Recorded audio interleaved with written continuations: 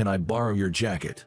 That classmate of mine, who's practically begging at my feet, is a notorious blonde bombshell in our class, or in simpler terms, she's quite a rebel. Why is she doing this to a normal, or even more plain than normal, person like me? Apparently, she forgot to wear that thing women usually wear. Looking at her pleading with such urgency, I couldn't help but give in. "My name is Jacob Miller. I am a high school senior, like any other. By the time you reach your senior year in high school, you're probably thinking about college entrance exams. Being that my only talent is studying, of course, I'm doing my best to prepare for the SAT. When I go home, I study, and when I go to my tutoring sessions, I study. And of course, I study at school. But when the class assignment was shuffled in junior year, I ended up in the same class with an unexpected person to watch out for. Her name is Alyssa Parker. She is adored by everyone, a delinquent gal. It's worth repeating that she is a delinquent, otherwise known as a rebel. Her flamboyant blonde hair, long nails, and short skirts, and never tried to follow the school rules. And yet, she always manages to just barely avoid being held back, due to her attendance and grades remaining just good enough to pass each year. Moreover, since she participates enthusiastically only in school events, teachers are unable to suspend her from school even if they give her a warning. In actuality, she doesn't cause much trouble inside the school. But there are many rumors about Alyssa. She's undefeated in fights, or that she single-handedly took down a girls' gang, or that she's been involved with countless men. She's definitely the type I'd rather not associate with. Being a studious geek, I doubt Alyssa even knows I exist. Even though we're in the same class, we rarely talk. Her constant chatter during class is honestly stressful, but other than that, she doesn't interfere with me. I was not approached for conversation, and the semester ended just like that. Then time passed, and it was the middle of the second term. The second term is typically when school events like school travels are held, but third year we don't do anything that formal. However, our high school, and usually, has adopted a system of classroom duty rotation. It's a system where a boy and a girl pair are chosen by drawing lots, and they perform tasks like unlocking the classroom in the morning, airing it out, and erasing the blackboard. I usually arrive at school early, so the duties aren't a bother to me. But the problem is, I was paired with Alyssa. She probably won't come. After all, she's usually either sprinting into the classroom at the last minute or she's late. Moreover, it's raining outside. I would probably have to do all the tasks alone today. With that thought, I unlocked the classroom. I waited until the time the duty person should arrive, but as expected, she didn't show up. So, I unlocked the classroom alone, aired it out, and was erasing the blackboard when I could hear someone running hurriedly. Was it the classroom duty person from the next class who was late? As I was thinking that way. Eek, for real? You're already here, I'm sorry, I'm 10 minutes late. Unbelievably, Alyssa, the notorious latecomer, dashed into the classroom. Taken aback by her unexpected appearance, I dropped the eraser I was holding. Though she was 10 minutes late, it was still earlier than her usual arrival time. And now, she realized that she was late and apologizing to me.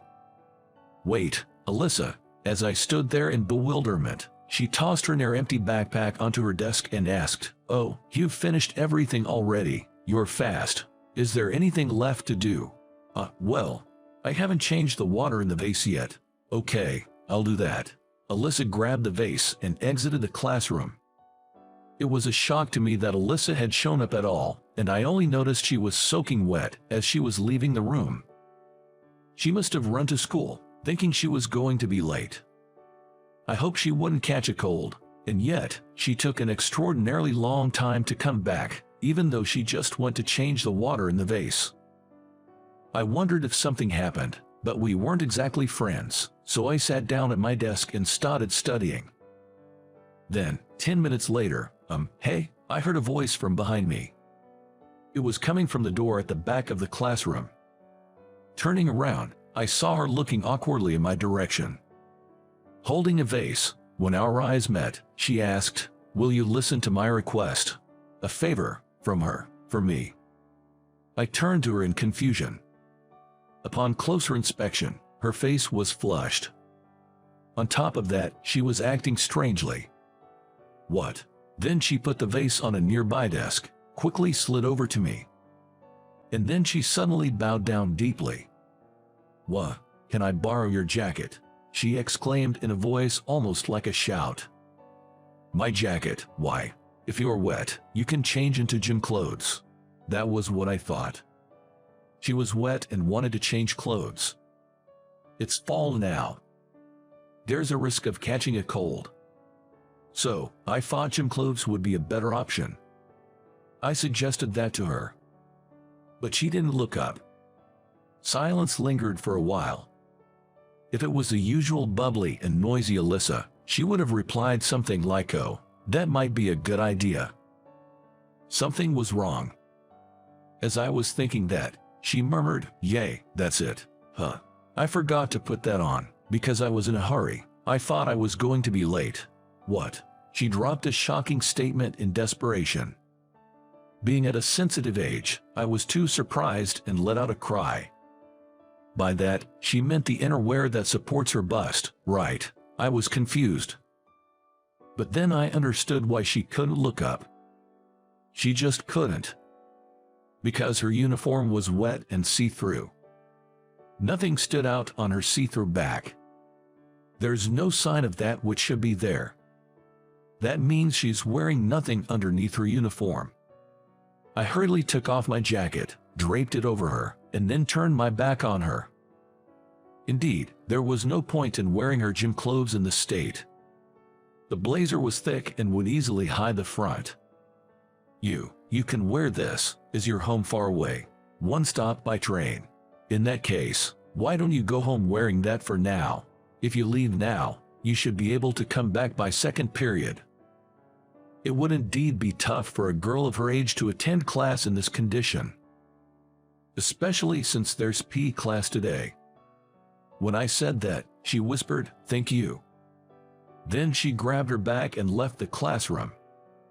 Of course, afterward, I was asked by my friends and teachers, "What happened to your jacket?"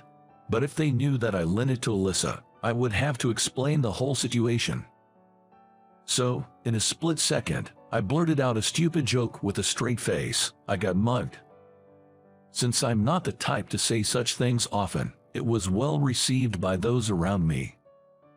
I lied to the teacher, saying I didn't manage to get my laundry done in time. But my silly joke would later come back to haunt me. Because Alyssa appeared during the second period. Even though I said that, honestly, I thought Alyssa would play hooky today. She was attending class properly that day. "Oh, Jacob, I'll wash and return your jacket tomorrow, okay?" Alyssa shouted out loud, and coupled with my joke, a surreal joke about Jacob, who got mugged by Alyssa, spread like wildfire. And when Alyssa, who had heard that, got extremely carried away and said, "Jacob, lend me your notebook." "Hey, hold on, that one's not finished yet." She started to tease me like this, and people around me started to tease, "Jacob is being mugged by Alyssa again today." So, I created a notebook for Alyssa so that she could take it. Getting it back every time is a hassle, and while my notes are verbatim from class, the notebook is simplified so even Alyssa can understand it. They say you need 3 times the knowledge to teach someone, and that's exactly true. When trying to break things down so that they can be understood at Alyssa's academic level, I felt my lack of knowledge. I need a good vocabulary, too. Making Alyssa's notebook was fun in my life of repeating the same studying every day. I wrote thinking that even Alyssa would understand if I wrote this clearly, but she would always ask, "Hey, Jacob, what does this mean? I don't understand just this part." Every time she said that, I was filled with determination to make a notebook that was even easier to understand, and that she wouldn't say she didn't understand. Well, initially, I had just prepared a notebook that was simplified very basically. But, you see, I tend to get a bit obsessed. I just can't help but put a lot of effort into it. After all, if I'm going to show it to someone, it would be better if it can help them study. That's why I ended up getting a bit too fired up. But it also helped me study, and I had fun doing it, so it's all good. Thanks to Alyssa, I've had more opportunities to talk with my classmates too. As we continued like this, time flew by, and the second semester was about to end.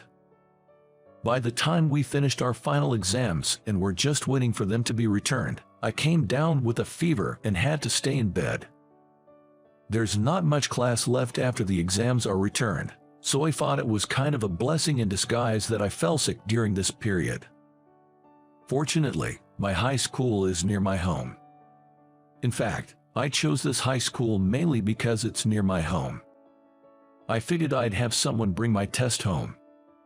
Then I could check the parts I got wrong. With that in mind, I sent a message to a friend. "Hey there, are you okay, Jacob?" Surprisingly, the one who came was Alyssa. "Why, Alyssa?" I was shocked when I got a reply from my friend saying, "Alyssa has taken your test." It seems Alyssa came to deliver my test in place of my friend. "Sorry for the trouble, thank you." "No worries, I also had something to tell you, Jacob." As I sat up, Alyssa handed me the test paper. The score was about as expected, and I was satisfied, but upon closer inspection, there were several other answer sheets behind mine. The scores were 70 and 68 for the math and English tests, respectively. This wasn't my answer sheet. What the? Incredibly, that answer sheet belonged to Alyssa. Alyssa was more prone to failing grades. Moreover, I distinctly remember Alyssa failing consistently in math and English, the subjects Alyssa struggled with the most. Forgetting about my fever, I was so surprised my eyes nearly popped out. Seeing this, Alyssa flashed a wide grin. "Remember the notes you gave me, Jacob? They were incredibly easy to understand, and you even explained parts I didn't get, so my grades shot up thanks to that. It's all thanks to you, Jacob, thank you." With that, Alyssa wore a sparkling bright smile, unlike anything I had ever seen. Seeing that smile, I felt extremely happy. Of course, my part in lending the notes contributed to this, but it was Alyssa's hard work studying that ultimately reflected in the results. The notes were really easy to understand and interesting. I found myself studying at home before I knew it, and I wanted you, Jacob, to be the first to know about my test results. That's why I came over. Haha, you did great, Alyssa. From usually scoring around 30, that's incredible. Exactly. Now I can surprise my family. Having said that, Alyssa turned to me again and suddenly bowed in appreciation. "You know what? I know I'm being presumptuous, but could you teach me next time?" Well, sure. In my mind, I had already been teaching Alyssa when I was showing my notes. But for Alyssa, it seemed different, and being directly asked for help was pleasing. So, once I recovered and returned to school, I started supervising Alyssa's study after school. After all, I would only be studying if I went home anyway. Since I started teaching Alyssa, my own careless mistakes reduced, and my grades improved too. But what surprised me was that Alyssa was smart. Thinking back, besides math and English, Alyssa barely managed to pass the other subjects, avoiding failing grades to prevent being held back a year. In other words, if Alyssa actually studied, Alyssa could improve considerably. While it's not realistic to catch up several years' worth of studies in a few months. But after developing a habit of studying, perhaps during winter break at my house, Alyssa managed to score over 70 in math and English, over 80 in other subjects, and gained the ability to attend an average university. Oh, by the way, there was absolutely nothing fishy about our study sessions at my house. I'm a guy, after all. I had some expectations, but surprisingly, Alyssa's defense was tough. Rumors of her being involved with multiple guys turned out to be completely false. The rumor that she never loses a fight seems to be true, though. If I'm going to kiss, it has to be with my lover. That's what she used to say while fiddling with her nails. So I was not in her eyes. But then, out of the blue, "Would you mind if I kiss you, Jacob?" At our high school graduation ceremony, while everyone was signing yearbooks, Alyssa said that to me. "What, you mean? Ha ha ha, you're too insensitive. Even I would feel something after spending so much time with you." Alyssa laughed as she said that, but her face, it was redder than the time she forgot to put that. She looked so adorable that I pulled her out of the bustling classroom during our graduation ceremony and took her to the relatively empty courtyard. What? Is this what I think it is? A confession? Alyssa was trying to hide her embarrassment with her usual light-hearted remarks, but her eyes were darting around and her face was beach red all the way to her ears. She's not really one for serious talks. I knew that, but as a guy, I wanted to look cool. "Yeah, that's the plan. I like you, Alyssa." When I said that, Alyssa started to mumble. No, she was grinning and trying to hide it, and she made a weird face while saying, "I'm happy. This isn't a dream, is it?" with a shy smile. I gathered up all my courage and kissed her. It was my first kiss, and it's still fresh in my mind. Even now, 10 years later. Hey, what are you looking at? My high school yearbook. It's been 10 years since then. Now, we're both 28, married, and living together in a small apartment. Although we'll be moving into a house soon. So, while packing, I found the yearbook and started reminiscing about old times. Yikes, that's my embarrassing past. No, throw it away right now. All your photos are from when you were a Jersey Shore girl, aren't they, Alyssa? Stop, don't look. Alyssa, who used to be a flashy party girl, had transformed into a sophisticated college student after high school graduation. We went to different colleges but would teach each other the classes we attended, sharing our knowledge. Of course, we went on regular dates too. So for Alyssa, who had left her partying days behind, the yearbook was a reminder of her embarrassing past. But for me, it's a cherished memento, and I have no plans to throw it away. Hey, don't get too excited, you'll startle our baby. That's true, Alyssa said as she rubbed her belly. She's working hard to nurture the fruit of our love. That's something I can't do. So instead, I'm determined to protect Alyssa and our soon-to-be-born child. With that resolve, I closed the high school yearbook and gently stored it in a large box full of family albums. So, how was that? Your subscription to our channel encourages us to continue producing content. See you in the next video.